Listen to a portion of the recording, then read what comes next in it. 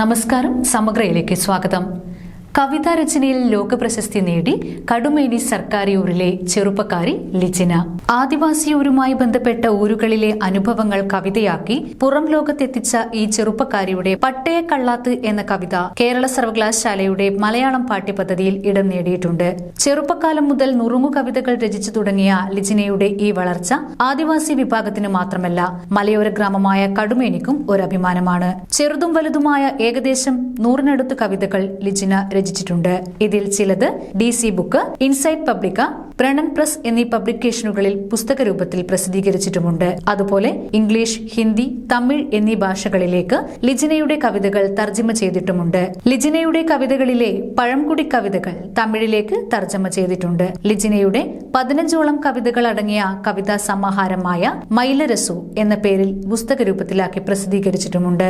തേർത്തല്ലി വനിതാ സഹകരണ സംഘം സെക്രട്ടറിയായി ജോലി നോക്കുകയാണ് ഈ കവയിത്രി ഇപ്പോൾ. കടുമേനി സർക്കാരി കോളനിയിലെ കൂലിത്തൊഴിലാളിയായ കുഞ്ഞുരാമന്റെയും ST പ്രൊമോട്ടറായ ലക്ഷ്മിയുടെയും 2 മക്കളിൽ മൂത്ത ആളാണ് ലിജിന. ചെറുപ്പം മുതലേ എഴുതാനുള്ള ഒരു വാസന ഉണ്ടായിരുന്നു അവൾക്ക്. എഴുത്തിലൂടെ തന്നെ മുമ്പോട്ട് പോകണമെന്നായിരുന്നു അവളുടെ ആഗ്രഹം. അതുപോലെ തന്നെ ഞാൻ ST പ്രൊമോട്ടറായിട്ട് 10 വർഷക്കാലം വർക്ക് ചെയ്തിരുന്നു.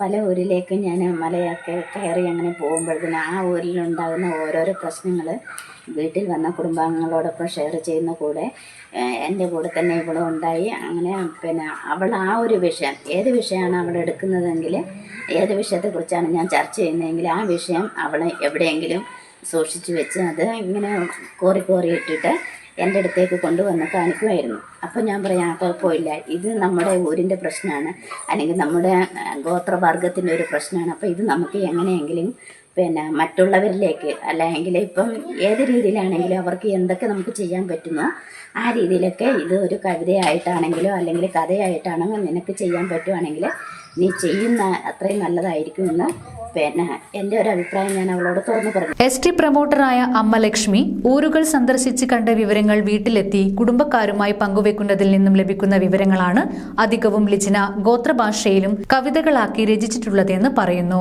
+2 പഠനശേഷം പീപ്പിൾസ് കോളേജിൽ നിന്നും JDC കോഴ്സ് കഴിഞ്ഞ ലിജിനയുടെ ഭർത്താവ് ഷിജൻ പെയിന്റിംഗ് തൊഴിലാളിയാണ്. ജീവിതത്തിലെ കഷ്ടപ്പാടുകളിലും വേദനകൾക്കും ഇടയിലൂടെ വളർന്നു വന്ന ഈ കവയിത്രി ഇനിയും വളർന്നു പ്രശസ്തിയുടെ നെറുകയിലെത്തട്ടെ എന്ന് ആശംസിക്കുന്നു. സമഗ്ര ന്യൂസ്, കണ്ണൂർ.